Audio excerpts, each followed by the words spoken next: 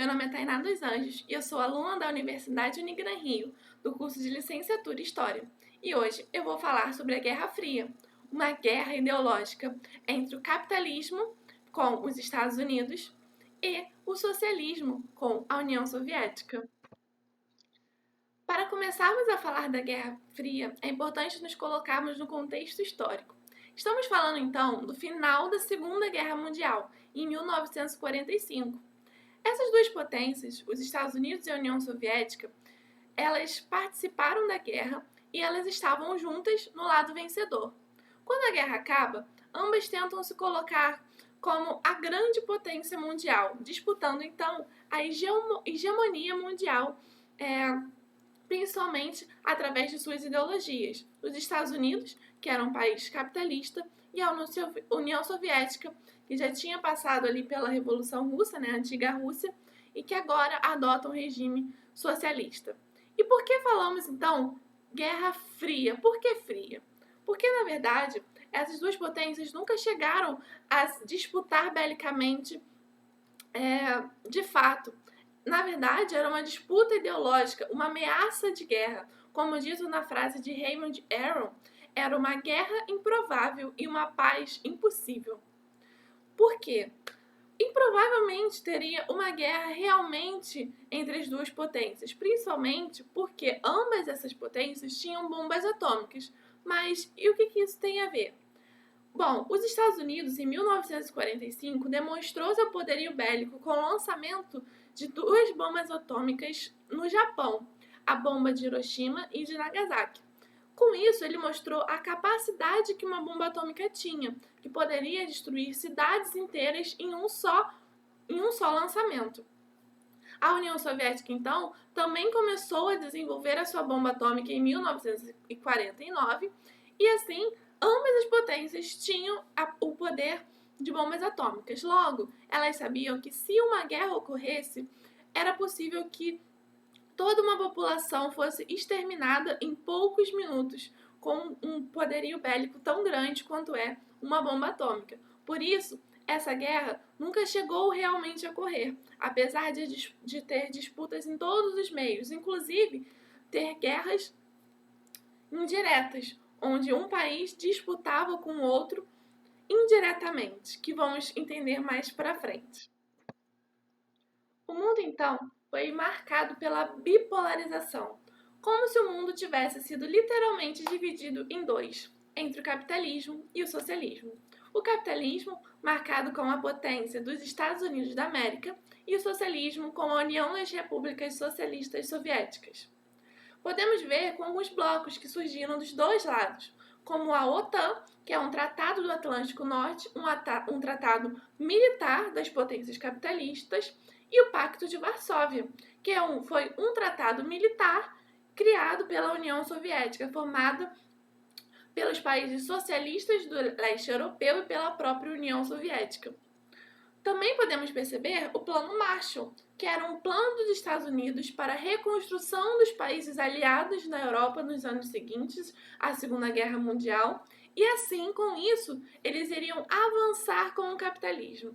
Em contraposição ao Plano Marshall, a União Soviética cria a Comecon, que é o Conselho para Assistência Econômica Mútua, que visava a integração econômica das nações do leste europeu para o impedimento do avanço do Plano Marshall naquela região. Também temos aqui a CIA, que é a Agência Central de Inteligência dos Estados Unidos, que, em contraposição, tem a KGB, que é uma organização de serviços secretos da União Soviética. Percebemos, então, como o mundo está praticamente dividido em dois, entre duas ideologias e duas grandes potências. Como foi uma guerra ideológica, as duas potências queriam se reafirmar no mundo, aparecendo assim para os outros países e para a população como a potência certa, o lado certo.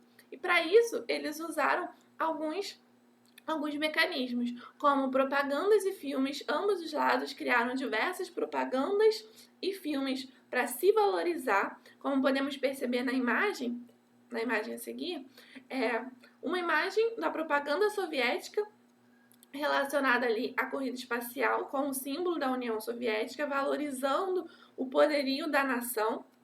E do outro, temos ali uma imagem dos Estados Unidos, está escrito The Red Iceberg, que seria o iceberg vermelho. O vermelho é a cor associada ao socialismo e à União Soviética. E ali é como se os Estados Unidos fosse lutar, destruir e superar o iceberg, que seria um obstáculo para a economia americana. Também temos a corrida armamentista. Ambas as potências queriam se mostrar como potência com mais poderio bélico. E assim, diversas bombas e diversos testes nucleares e diversos tipos de armamentos foram desenvolvidos nesse período para que elas pudessem dizer que era sim a maior potência da época. Então, a corrida armamentista foi extensa, diversas armas, diversos aparelhos bélicos foram criados nessa época. E ambas as potências começaram a se armar belicamente, apesar de nunca ter havido um conflito direto. Mas o fato de elas terem armamentos já era uma disputa em si.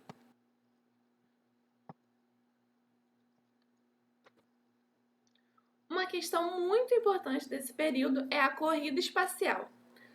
Ambas as potências, os Estados Unidos e a União Soviética, nesse momento, começaram a entrar numa corrida espacial para ver qual país iria chegar primeiro no espaço. Então, esses países começaram a desenvolver tecnologia e apoiar, apostar na ciência para que eles chegassem a descobrir novos mundos, a chegar à Lua, a chegar no espaço. E aí, a potência que chegasse primeiro iria vencer, iria passar a sua ideologia adiante, por ser a ideologia que chegou no espaço pela primeira vez. Nessa linha do tempo aqui embaixo, podemos perceber alguns pontos importantes, como o satélite Sputnik, que foi o primeiro satélite artificial da Terra lançado pela União Soviética, que deu o primeiro passo nessa corrida espacial. Depois, a Sputnik 2, que também foi a União Soviética que lançou,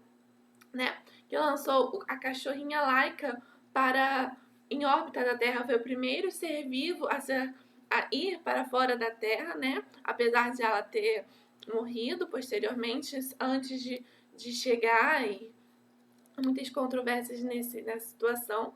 Depois temos os Vostok, primeiro, também da União Soviética, o Freedom 7 dos Estados Unidos da América, o Vostok 6 da União Soviética e a Apollo 8 dos Estados Unidos da América, que foi a primeira missão tripulada a orbitar a Lua, e a Apollo 11, que foi o primeiro pouso do homem à Lua, a chegada do homem à Lua pelos Estados Unidos. Então, vemos que ambas as potências aqui tiveram avanços, algumas conquistas da União Soviética, conquistas dos Estados Unidos, nessa longa corrida espacial que gastou muito dinheiro, capital para que ela ocorresse, em razão dessa disputa ideológica da Guerra Fria. Como dito anteriormente, ambas as potências não entraram em conflito direto em si, porém, elas entraram em conflitos indiretamente. Como assim?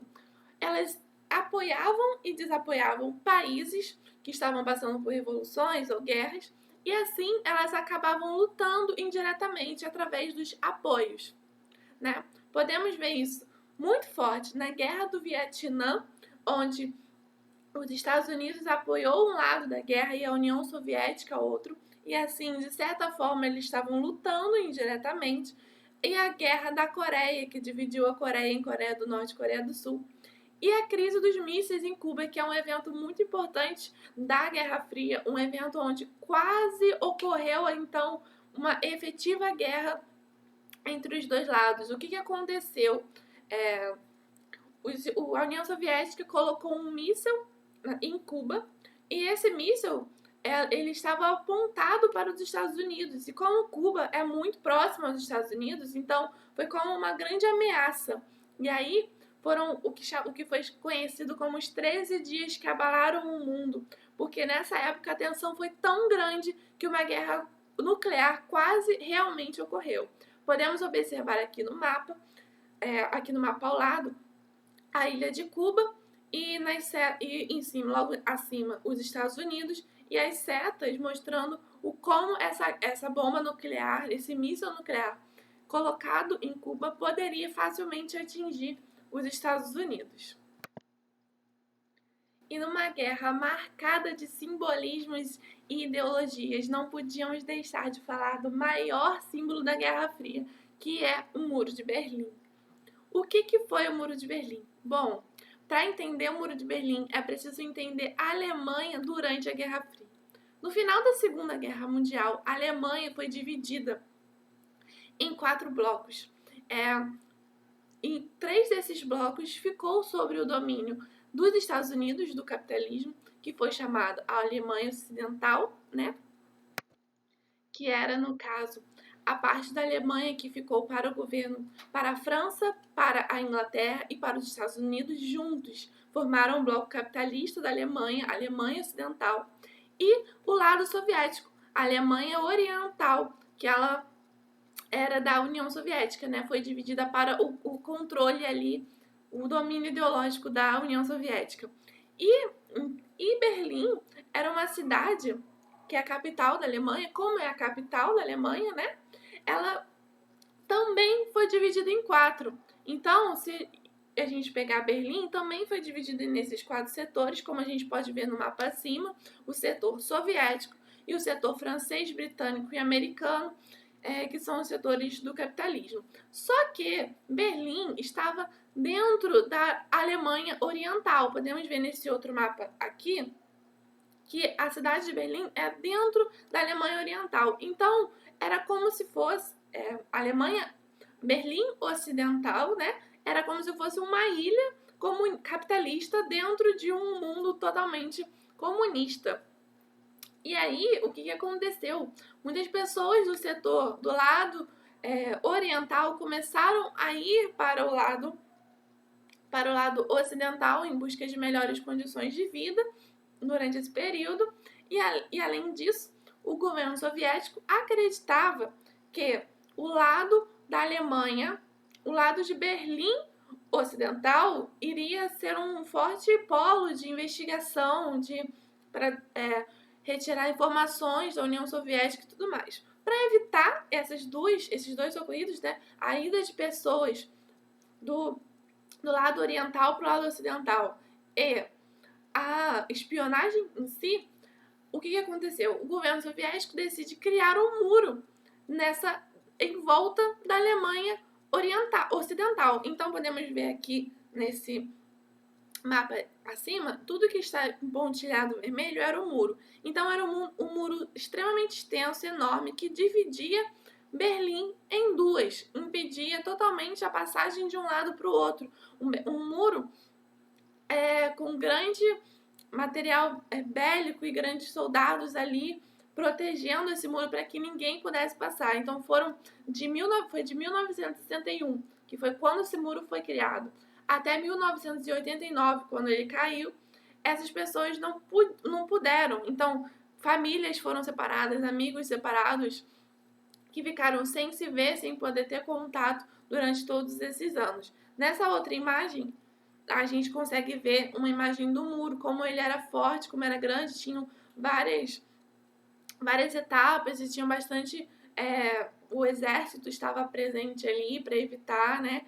Então foi uma construção gigantesca que marcou simbolicamente a Guerra Fria de uma forma assim muito forte. E só em 1989, quando a União Soviética já estava ali acabando, né, nesse processo de decadência e tudo mais, foi que esse muro foi destruído, foi quebrado, né? Um acordo da União Soviética, e também foi um momento histórico muito, muito bonito de se ver, porque toda a população foi às ruas e quebrou o muro junto dos dois lados. Então foi um marco muito forte na história no nosso mundo, né? Mas então, como a Guerra Fria chega ao fim? A Guerra Fria chega ao fim com a desintegração da União Soviética, né? O processo de desintegração da União Soviética, que começa ali um marco muito grande para esse fim da Guerra Fria, né? Que sempre é um processo. Começa ali com a queda do Muro de Berlim em 1989, com a Alemanha então reunificada, né? Os dois lados da Alemanha voltam a ser um só, ela se reunifica, apesar de ainda ter desigualdades entre os dois lados, mas agora ela é uma Alemanha só. E a desintegração da União Soviética em 1991, que aí sim podemos dizer que essa Guerra Fria chega ao fim com a desintegração da União Soviética. Muito obrigada pela atenção e até mais!